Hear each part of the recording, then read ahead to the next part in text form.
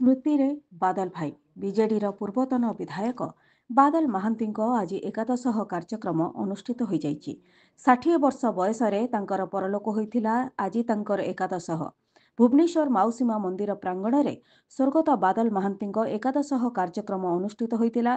कार्यक्रम में एकाम्र विधायक मान्यवर बाबू सिंह, भुवनेश्वर सांसद अपराजिता षडंगी, पूर्वतन मुख्यमंत्री तथा विरोधी दलर नेता नवीन पट्टनायक उक्त कार्यक्रम में जोगदे श्रद्धांजलि ज्ञापन करथिले एवं तांकर एकादश उपलक्षे भजन परिवेषण करा जायथिला।